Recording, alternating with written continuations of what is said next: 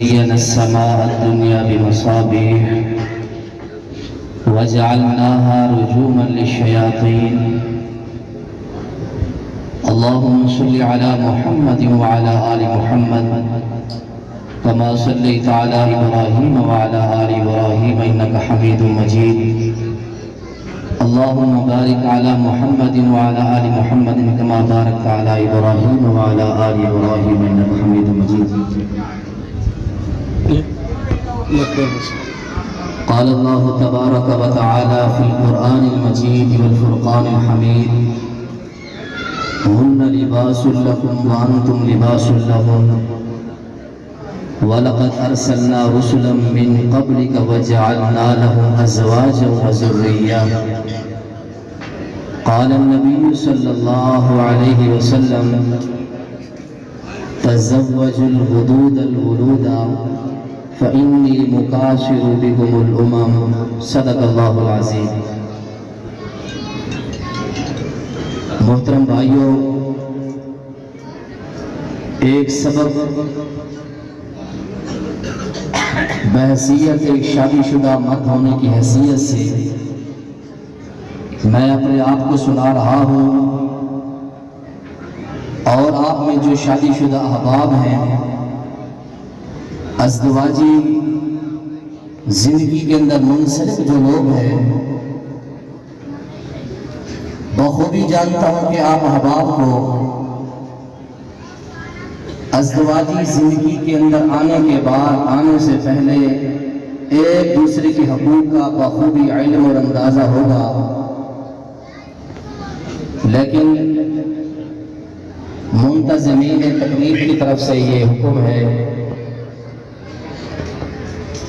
میاں بیوی کے حقوق کے حوالہ سے چند ایک معروضات آپ احباب کے سامنے رکھنے کی کوشش کروں گا. احباب جتنی دیر بیٹھے، جتنی دیر تک کھانا لگتا ہے اور انتظامیہ کی طرف سے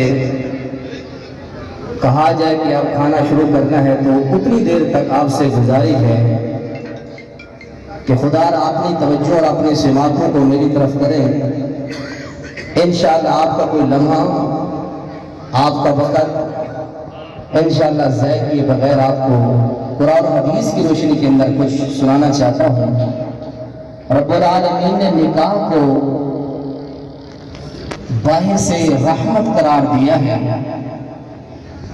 رب العالمین نے نکاح کو رحمت اور ایمان کے تکمیل کا سبب رب العالمین نے قرار دیا ہے. پیارے پیغمبر جناب محمد رسول اللہ صلی اللہ علیہ وسلم نے فرمایا: لوگوں، نکاح میری سنت ہے، جو بندہ نکاح سے دور رہے گا گویا کہ وہ میرے طریقے پر نہیں ہے. النکاح من سنتی فمن رغب عن سنتی فلیس منی. جس بندے نے نکاح سے منہ پھیرا، جس بندے نے نکاح سے اعراض کیا، اس بندے کا محمد رسول اللہ صلی اللہ علیہ وسلم کی سنت پر عمل نہیں ہے. رب العالمین نے میاں بیوی کو ایک دوسرے کا لباس قرار دیا ہے. خاوند اپنی بیوی کا لباس ہے اور بیوی اپنے خاوند کا لباس ہے. فرمایا کہ قیامت کے دن بدترین وہ میاں بیوی ہوں گے، وہ شوہر اور وہ بیوی جو اپنے پرسنل معاملات، اپنے نجی زندگی کے معاملات کو لوگوں کے اندر جا کے شیئر کرتے تھے، بیان کرتے تھے. رب کی خلائق اور مخلوق میں سے سب سے بدترین وہ میاں بیوی ہوں گے. اس لیے فرمایا کہ تم ایک دوسرے کے لباس ہو، ایک دوسرے کا تم نے حفاظت اور تحفظ کرنا ہے، خاوند بیوی نے. اس لیے فرمایا کہ خاوند اپنی بیوی کے راز آؤٹ نہ کرے اور بیوی اپنے خاوند کے نہ کرے. آپ نے سوشل میڈیا کے اوپر دیکھا کہ ماضی قریب کے اندر ڈاکٹر عامر لیاقت، جس کی بیوی نے اس کے پرسنل اور اس کی نجی زندگی کو پوری دنیا کے سامنے اس نے اویزہ کیا، پھیلایا، اور اس کی وجہ سے وہ ڈپریشن کا شکار ہو کر مرا جس حالت سے بھی. تو فرمایا کہ خاوند بیوی ایک دوسرے کا لباس ہے، اپنے حقوق کو اور اپنے آپ نجی معاملات کو اپنے اندر رکھے، تیسرے تک یہ بات ہی رہ جائے۔ فرمایا کہ وَلَقَدْ أَرْسَلْنَا رُسُلًا مِّن قَبْلِكَ وَجَعَلْنَا لَهُمْ أَزْوَاجًا وَذُرِّيَّةً۔ کوئی پیغمبر نہیں گزرا جس نے شادی کیے بغیر اللہ کے پاس چلا گیا ہو۔ جتنے اللہ کے پیغمبر ہیں سارے شادی شدہ اور بیوی بچوں والے تھے۔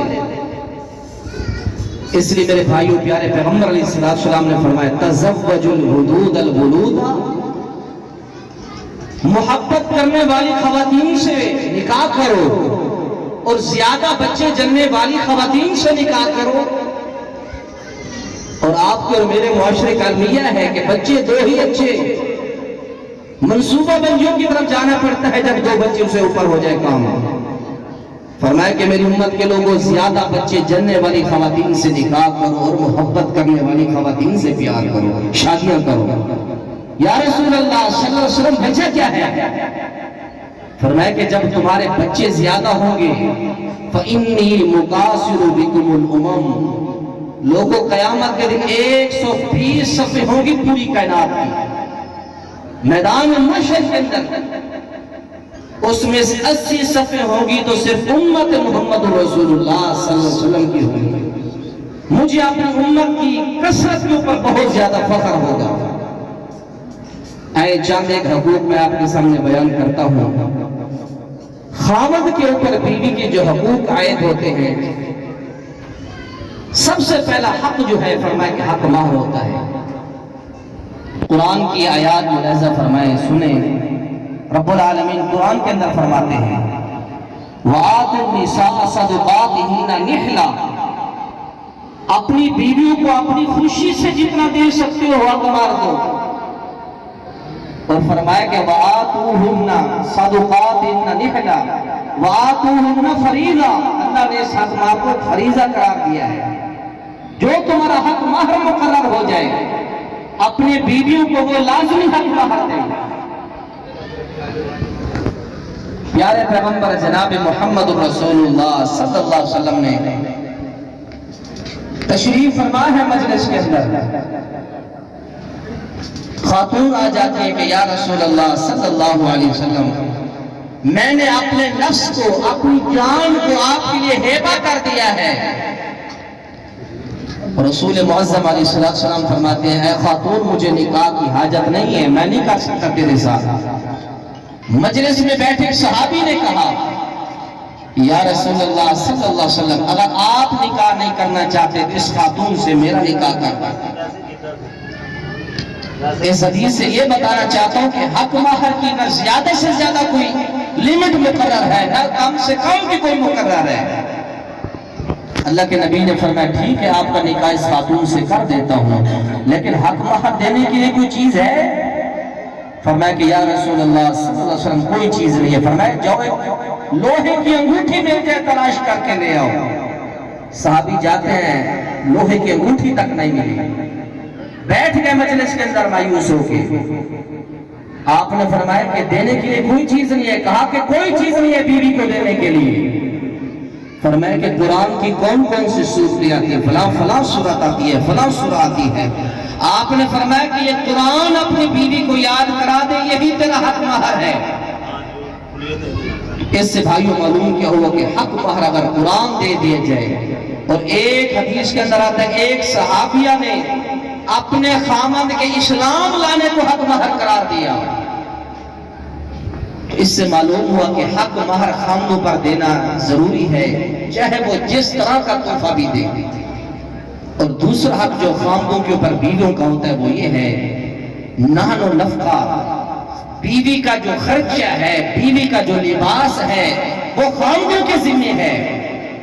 رب العالمین قرآن میں فرماتے ہیں وَعَلَى الْمَوْلُودِ لَهُ رِزْقُهُنَّ وَكِسْوَتُهُنَّ بِالْمَعْرُوفِ، بیویوں کا کھانا، بیویوں کا لباس یہ خامدوں کے اوپر ذمہ داری ہے۔ خامد اپنی بیوی کا خرچہ بھی پورا کرے، اس کا لباس بھی مہیا کرے۔ یہ خامد کی ذمہ داریوں میں، حقوق میں ہے کہ اپنے بیویوں کے حقوق کو پورا کرے۔ اور تیسرا حق یہ آتا ہے خامد کے اوپر، پیارے پیغمبر اس قرآن نے کہا ہے کہ بیوی کی رہائش کا اس کے مکان کا بندوبست یہ خاوند کی ذمہ داری ہے۔ خاوند یہ نہ کہے کہ بیوی جا کے اپنے ماں باپ کے گھر سے خرچہ پانی لے کے آئے، اپنی رہائش کا بندوبست اپنے ماں باپ سے کرا کے آئے۔ فرمایا کہ بیوی کا لباس، بیوی کا کھانا مرد کے ذمے، اور بیوی کی رہائش کا مہیا کرنا بھی خاوند کی ذمہ داری ہے۔ اللہ تعالیٰ نے 29ویں پارے سورۃ طلاق کے اندر بیان فرمایا ہے، اسکنوہن من حیث سکنتم، اے مردو جہاں تم رہتے ہو اپنی بیویوں کو وہاں رکھو، جہاں تمہارا رہنا ہے، جس جگہ پر تم رہتے ہو اپنی بیویوں کو وہاں رکھو۔ اور چوتھا حق شریعت خامد کے اوپر یہ عائد کرتی ہے کہ خامد اپنی بیوی کے گھریلو کام کے اندر بھی ہاتھ بڑھائے۔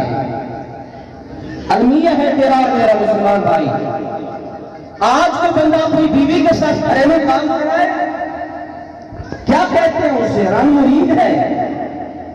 یہ کیسے مرد ہے کہ چولہے میں جو ہے گھسا ہوا ہے، اندر بیٹھا ہوا ہے؟ مرد کا کام ہے مچھوں کو تا دے کے اپنے بیڈ پر، اپنے بستر پر بیٹھے۔ مرد تاکنے کچن میں جا کے بیوی کے ساتھ کام کرائے؟ یہ معاشرے کی جہالت ہے۔ اماں جی عائشہ، صحیح بخاری ہے، پیارے پیغمبر کا فرمان ہے، شان موجود ہے۔ رسول معظم علیہ السلام فرماتے ہیں، اماں جی عائشہ رضی اللہ عنہ فرماتی ہیں، میرے ساتھ گھر کے کام کاج کراتے، میرے ساتھ گھر کے سارے معاملات میں کام کراتے، جیسے اذان ہوتی فوراً گھر کا جو میرے ساتھ کام کرا رہے ہوتے فوراً کام چھوڑ کے اللہ کی بندگی کے لیے اللہ کے گھر میں تشریف لے جاتے۔ تو میرے بھائیوں، بیویوں کے ساتھ کام کرانا میرے نبی کی سنت ہے۔ بیویوں کے ساتھ گھریلو کام میں ہاتھ بٹانا ہمارے نبی کی سنت ہے۔ اور پانچواں حق شریعت خامد پر یہ عائد کرتی ہے، یہ لگاتی ہے کہ خامد کو اپنی بیوی کے معاملے میں خیانت مند اور غیور ہونا چاہیے۔ فرمایا کہ وہ طیوس و غیرت ہے، شریعت نے فرمایا۔ صحیح بخاری کے اندر ہے کہ 3 قسم کے لوگ جنت کے اندر ہرگز داخل نہیں ہوں گے۔ 3 قسم کے لوگ جنت میں داخل نہیں ہوں گے۔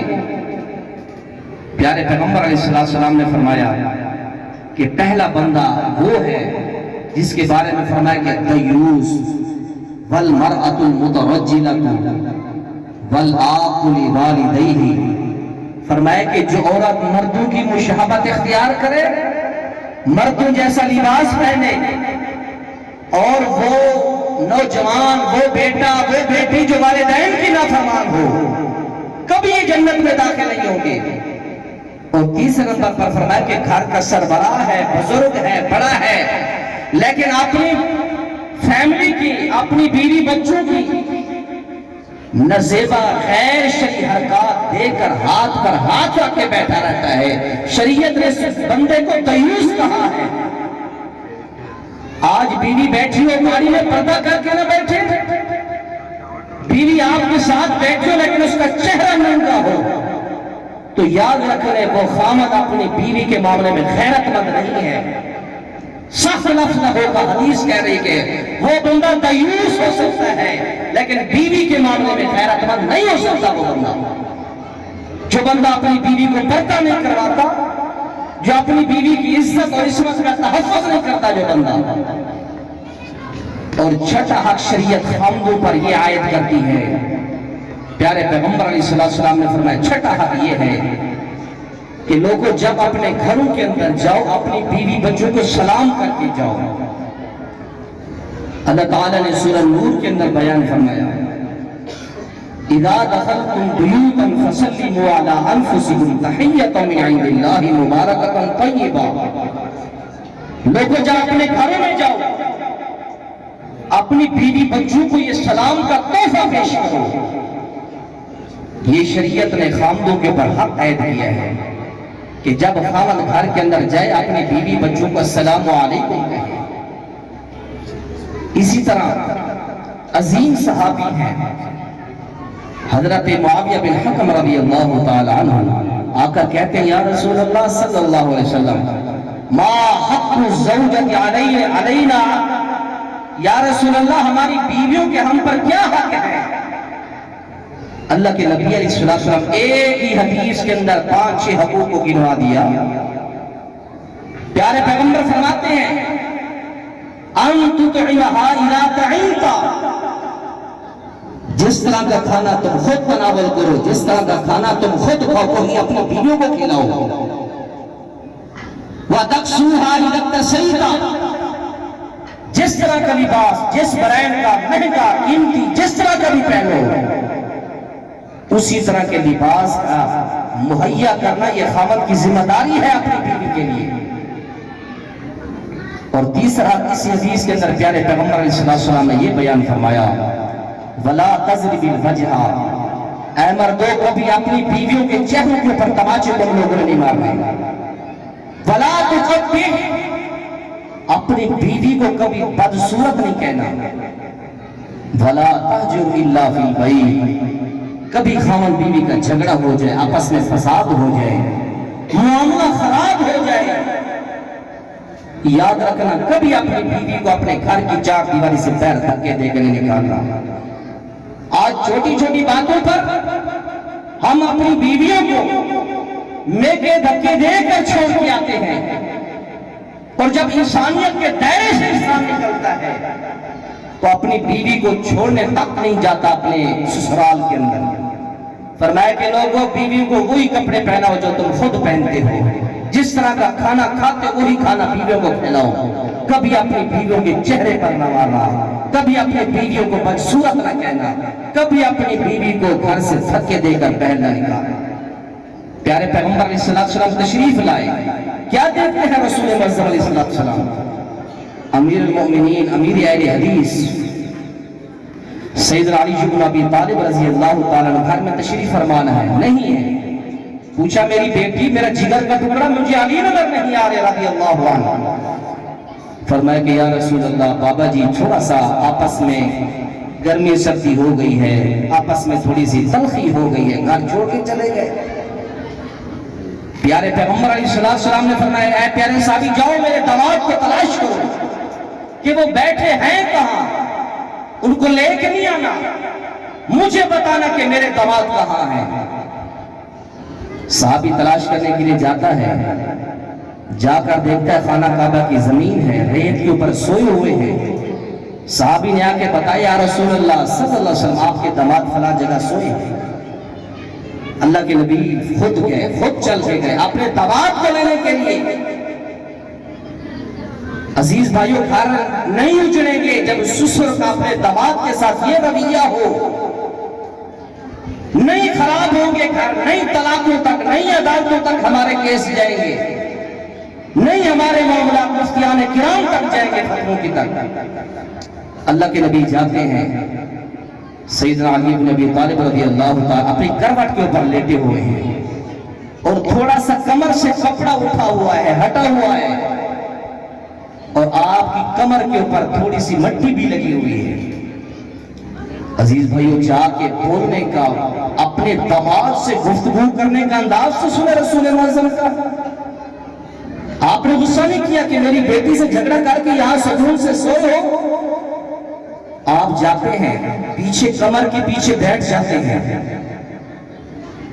اور جا کے آپ اپنے داماد کی کمر سے جا کے ریت کو، مٹی کو صاف کرتے ہیں، اور فرماتے ہیں قم یا ابا تراب، اے مٹی والے کھڑے ہو جاؤ، اے مٹی والے کھڑے ہو جاؤ.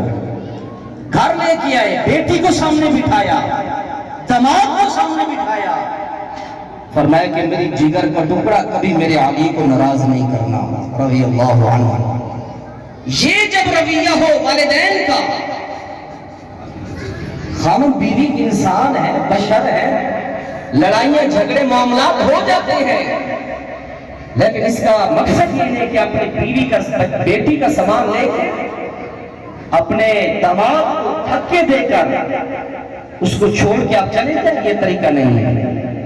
عزیز بھائیو، جب نبی کے سیرت کے پہلو پر عمل کیا جائے گا، رب کعبہ کی قسم ہماری بیٹے کو کبھی طلاقیں نہیں ہوں گے، ہمارے گھر کبھی نہیں ویران ہوں گے.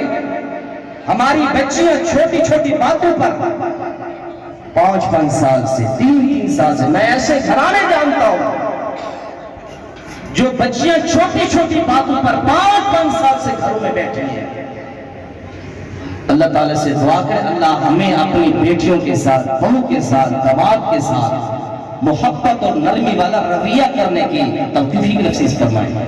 سورہ روم میں 21واں پارہ ہے، اللہ تعالیٰ نے خامد بیوی کے رشتے کو اس طرح ایک بہترین انداز میں اجاگر کیا ہے۔ فرمایا لوگوں، اللہ کی نشانیوں میں سے ایک نشانی ہے کہ رب نے تمہاری بیویوں کو تم سے پیدا کیا ہے۔ فرمایا کہ پھر آگے خَلَقَ لَكُمْ فِيهَا أَزْوَاجًا لِتَسْكُنُوا إِلَيْهَا وَجَعَلَ بَيْنَكُمْ مَوَدَّةً وَرَحْمَةً۔ اللہ نے خامد بیوی کے اس رشتے میں لفظ رحمت بھی استعمال کیا ہے اور لفظ مودت کا بھی استعمال کیا ہے۔ یہ رحمت کیا ہے؟ یہ رب کے نام رحمان سے نکلی ہوئی ایک رحمت ہے۔ اے خامد، اے دلہو، اے شادی شدہ بھائیو، اللہ نے ہمارے اس ازدواجی رشتے میں اپنی رحمت کو پوٹ پوٹ کے بھر دیا ہے، اور اللہ نے ایک لفظ بولا ہے مودت کا۔ مودت محبت کے 10 درجات ہیں، تحاویہ کے اندر لکھی ہیں۔ ان 10 درجوں میں سے ایک محبت کا سب سے بہترین درجہ جو ہے وہ مودت ہے۔ مودت کیا ہے؟ جس طرح مچھلی پانی کے بغیر نہیں رہ سکتی، اسی طرح خامن بیوی کے بغیر اور بیوی خامن کے بغیر نہیں رہ سکتی۔ یہ ہے محبت کے لفظ کی مثال و تعریف۔ اللہ نے خامن بیوی کے رشتے میں مودت بھی رکھ دی ہے اور اللہ نے رحمت بھی رکھ دی ہے۔ جب ان چیزوں سے ہم دور ہوں گے تو پھر ہمارے درمیان بہت سے اختلافات ہوں گے۔ اس لیے میرے بھائیوں، یہ چند ایک حقوق تھے جو اللہ تعالیٰ نے دلہے کے اوپر بیوی کے رکھے ہیں۔ اللہ تعالیٰ سے دعا ہے اللہ تعالیٰ مجھے اور آپ تمام بھائیوں کو جو ہماری بیویوں کے ہم پر حق عائد ہوتے ہیں، اللہ ان کو نبھانے کی توفیق نصیب فرمائے۔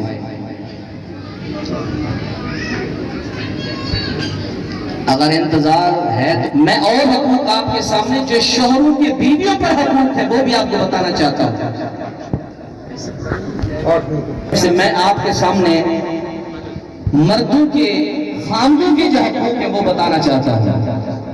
5واں پارہ ہے، سورہ نساء ہے، رب العالمین بیان فرماتے ہیں فَالصَّالِحَاتُ قَانِتَاتٌ حَافِظَاتٌ لِلْغَيْبِ بِمَا حَفِظَ اللَّهُ۔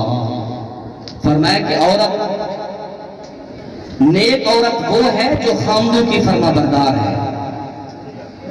نکاح کے بعد خامن کے بیوی پر جو سب سے پہلا حق آتا ہے وہ ہے خامن کی فرما برداری۔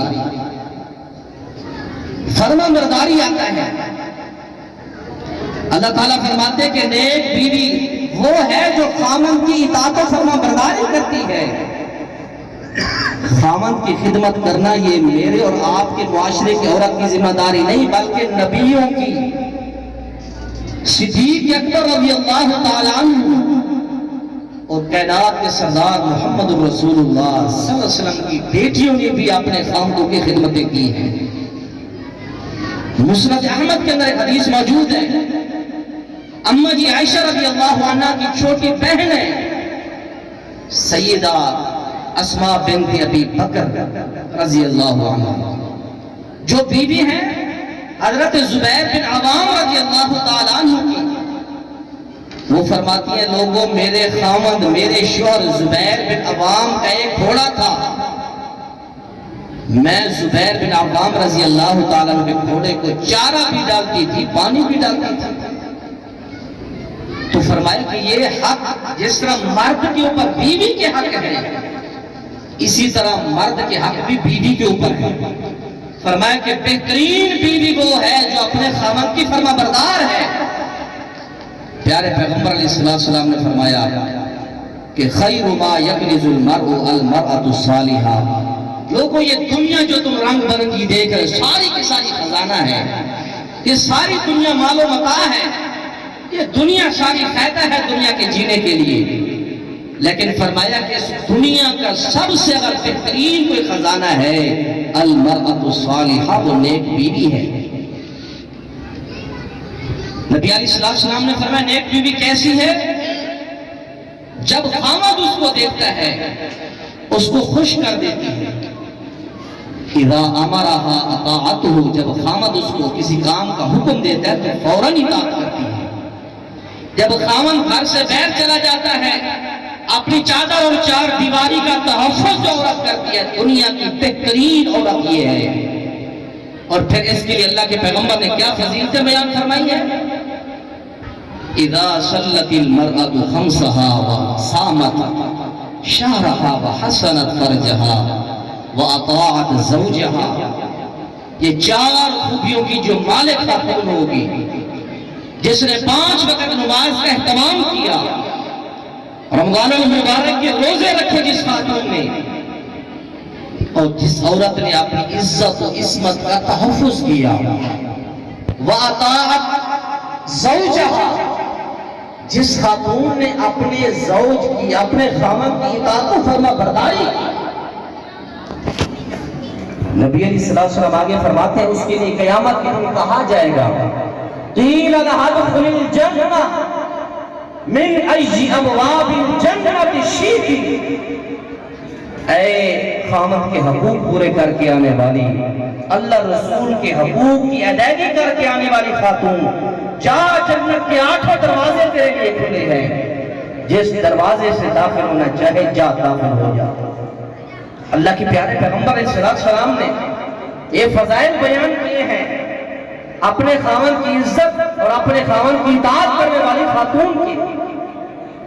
اسی طرح میرے بھائیوں، پیارے پیغمبر جناب محمد رسول اللہ صلی اللہ علیہ وسلم نے یہ بھی حق ادا بیان کیا بیوی کے اوپر خاوند کا کہ بیوی اپنے خاوند کی خدمت گزار بھی ہونی چاہیے. خاوند کی خدمت گزار بیوی. اماں جی فاطمہ الزہرا رضی اللہ عنہا رسول معظم علیہ السلام کے گھر میں تشریف لاتی ہیں. اللہ کے نبی گھر میں موجود نہیں ہے. فرمایا بابا کہاں ہے؟ کہا اماں جی عائشہ نے فرمایا نہیں ہے گھر میں. اے پیاری بیٹی عائشہ کیسے آنا ہوا؟ فرمایا کہ مجھے پتہ چلا ہے کہ فلاں جنگ سے غزوے سے کوئی لونڈیاں کوئی کنیزیں آئی ہیں، کوئی خادمہ خواتین آئی ہیں، ایک خادمہ عورت لینے کے لیے آئی ہوں. پانی اٹھا کے میری کمر پر نیل پڑ چکے ہیں، کام کرتی ہوں تھک جاتی ہوں، بڑی تھکاوٹ ہوتی ہے. فرمایا کہ میری پیاری بیٹی فاطمہ چلے جاؤ، جب آپ کے بابا آئیں گے آپ کا پیغام پہنچا دوں گی. اللہ کے نبی علیہ السلام تشریف لائے. حضور علیہ السلام نے فرمایا پیغام ملا. اللہ کے نبی علیہ السلام سیدھے اپنے داماد کے گھر چلے گئے. جس وقت داماد کے گھر میں گئے دونوں میاں بیوی سوئے ہوئے ہیں. رسول معظم کو دیکھ کے دونوں اٹھنے لگے. آپ نے فرمایا نہیں نہیں سوئے رہو، اٹھنا نہیں ہے. اماں جی فاطمہ الزہرا رضی اللہ عنہ فرماتی ہیں اللہ کے نبی ہم دونوں کے درمیان آ کے بیٹھ گئے. کرے آج کی سسر یہ ہمت، کیسے میاں بیوی میں آپ کے داماد میں محبت کیسے پیدا نہیں ہوتی؟ اللہ کے نبی نے داماد کو نہیں اٹھنے دیا کہ میرے بیٹوں سوئے رہو بستر کے اوپر. اللہ کے نبی گئے درمیان میں جا کے بیٹھ گئے. اماں جی فاطمہ الزہرا رضی اللہ عنہ فرماتی ہیں بابا کے پاؤں کی ٹھنڈک جو تھی میں اپنے سینے میں محسوس کر رہی تھی. درمیان میں جا کے بیٹھے. میرے بھائیوں وقت کی قلت کے پیش نظر یہ پوچھنا چاہتا ہوں، اللہ کے نبی نے جا کے نہیں کہا کہ بیٹا میری بیٹی کام کرتی ہے، تھک جاتی ہے، چکی چلاتی ہے، پانی کی مشکیزیں اٹھاتی ہے، اے پیارا علی میری بیٹی کو اتنے کام کراتے ہو؟ میری بیٹی تو میرے جگر کا ٹکڑا ہے، جنتی عورتوں کی سردار ہے، جنت کے شہزادوں کی ماں ہے، میری بیٹی سے اتنے کام کراتے ہو؟ نہیں، اللہ کے نبی نے کوئی ایسی طاقت بات نہیں کی، کوئی سخت میرے نبی نے بات نہیں کی. ہماری تلخیاں ہماری بیٹیوں کے طلاقوں کا وجہ اور ذریعہ بن رہی ہیں. ہمارے رویے، ہماری سختیاں، لب و لہجے میں جو گرمیاں ہیں، یہ ہماری بیٹیوں کے گھر اجاڑنے میں اہم کردار ادا کر رہی ہیں. آپ نے جا کے کہا بیٹی آپ کا پیغام پہنچا ہے، لیکن آپ کو ایک بات نہ بتا دوں، آپ اس کے اوپر عمل کریں. اللہ آپ کی جتنی بھی کام کی تھکاوٹیں ہیں، میرا رب ساری تھکاوٹیں ختم کر کے راحت اور سکون آپ کے جسم میں عطا فرمائیں گے. فرمایا جی بابا جی بتاؤ کیا چیز ہے؟ فرمایا کہ میری بیٹی جب کام کر کے نا رات کو سونے لگے، اے پیاری بیٹی 3 کام کر لیا کر، 34 مرتبہ پڑھ لیا کر اللہ اکبر، اور 33 مرتبہ یہ کلمات پڑھ لیا کر سبحان اللہ الحمدللہ۔ اے میری جگر کا ٹکڑا، میری با فاطمہ، اللہ تیری ساری کام کی تھکاوٹیں دور کر کے میرا رب تجھے راحت اور سکون عطا فرمائے گا۔ اس لیے میرے بھائیوں، ہمیں بھی اپنے دامادوں کے ساتھ، اپنی بہو کے ساتھ ایسا طور طریقہ اور ایسا رویہ ان کے ساتھ کرنا چاہیے جو پیارے پیغمبر اپنے داماد کے ساتھ کر رہے ہیں۔ پیارے پیغمبر جناب محمد رسول اللہ صلی اللہ علیہ وسلم کی سیرت اٹھا کے دیکھیں۔ آج لوگ کہتے ہیں نا کہ بیوی جا کے اپنے گھر سے میرے لیے لے آئے، ایک موقع کے اوپر، ایک جنگ کے موقع پر 100 سے زیادہ قیدی اللہ کے نبی کے صحابہ گرفتار کر کے لائے۔ یہ بات بیان کر رہا ہوں کہ ہمیں اپنی بیوی پر بھی خرچ کرنا چاہیے اور اپنے سسرالی خاندان کے ساتھ بھی نیکی کرنی چاہیے۔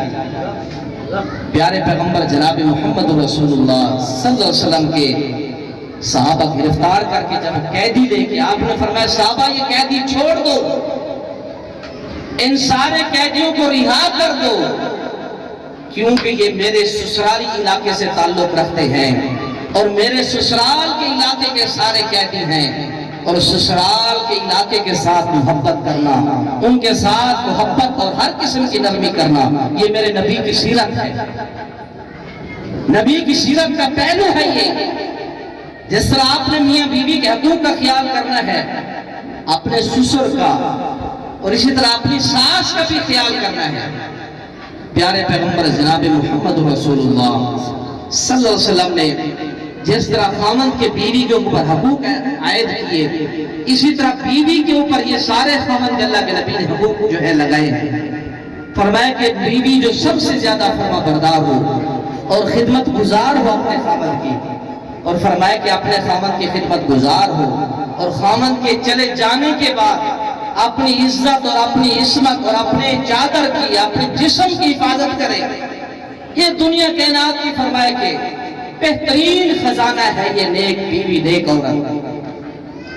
اور اسی طرح پیارے پیغمبر جناب محمد رسول اللہ صلی اللہ علیہ وسلم نے خواتین کے اوپر پردے کا حکم لازمی قرار دیا ہے، اور فرمایا کہ عورتوں کے لیے جائز نہیں ہے اگر عورتوں نے اپنے پاؤں کے اندر کوئی پازیب ڈالی ہے، گھنگرو نما کوئی چیز ڈالی ہے۔ اللہ قرآن میں فرماتے ہیں وَلَا يَضْرِبْنَ بِأَرْجُلِهِنَّ، خواتین کو نہیں، یہ لازم نہیں ہے کہ ان کے اوپر کہ وہ اپنے پاؤں زمین پر مارے۔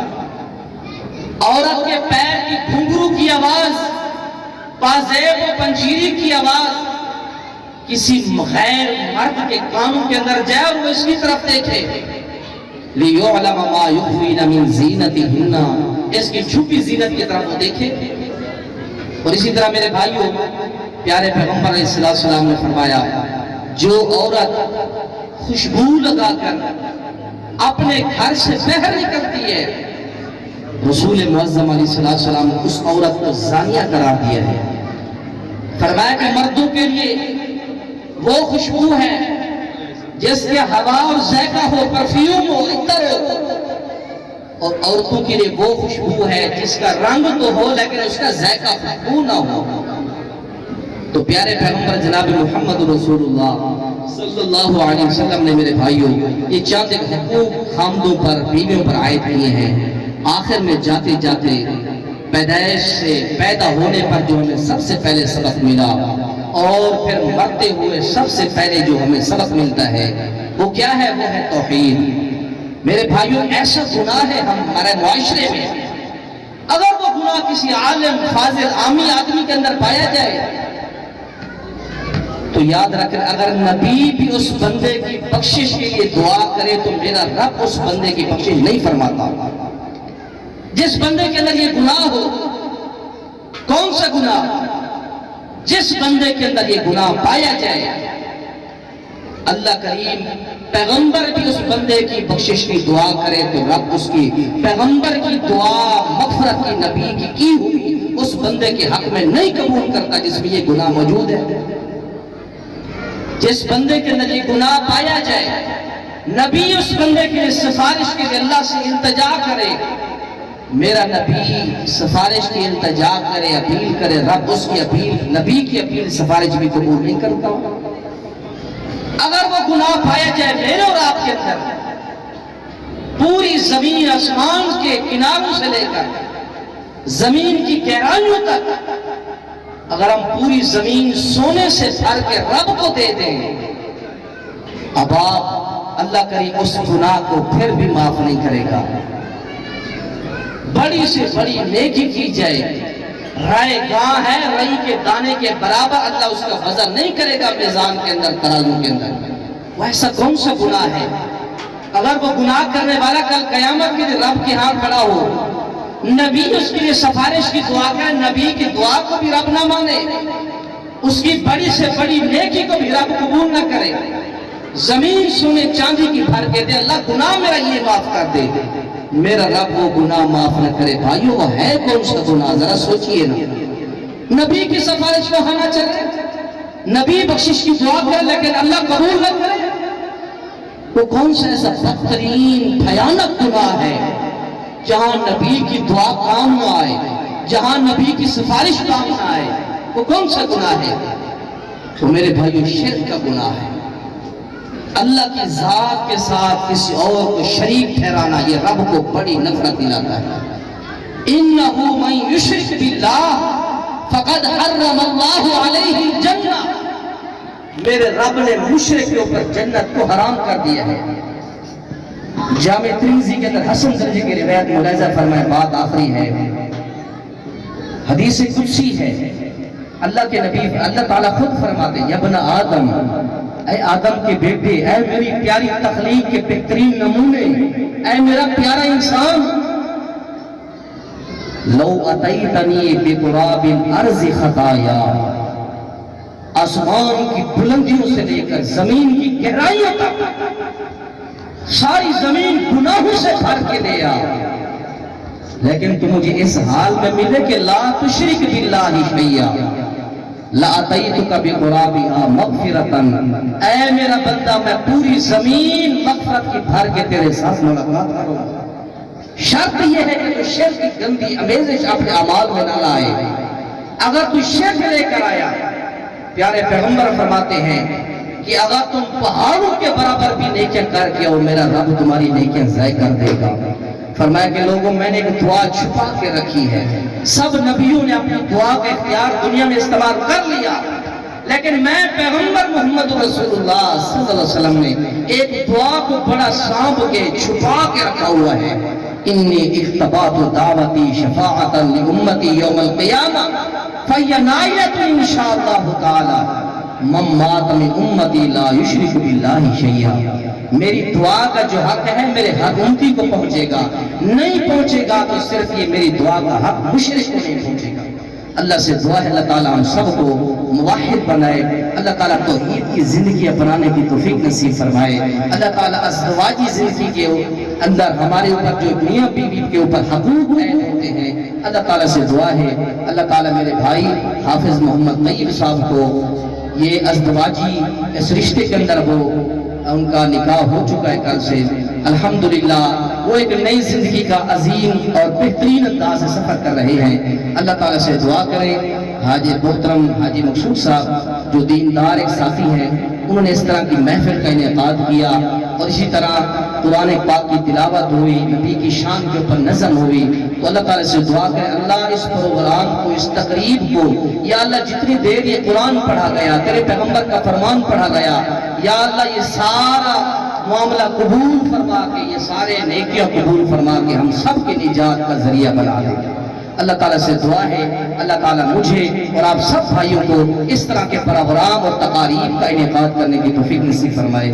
ہمارے بہت سارے بزرگ بیمار ہیں، قاری خان رشید صاحب حفظہ اللہ تعالیٰ کے والد صاحب بیمار ہیں، اور اس طرح ہمارا ایک بچہ ملتان چلڈرن ہسپتال کے اندر ہے، اس کا بھی ریڑھ کی ہڈی کا آپریشن ہے، 3 دن کا بچہ ہے، اس کے لیے بھی دعا کریں۔ اب دعا کرانی ہے تو انشاءاللہ محترم جناب فضیلت الشیخ مولانا ذکاء اللہ صاحب مفتی جماعت، ان سے گزارش ہے کہ وہ اپنے مبارک کلمات کے ساتھ اس مجلس کا اختتام کریں اور دعا کرائے۔ محترم جناب حضرت مولانا شیخ ذکاء اللہ صاحب حفظہ اللہ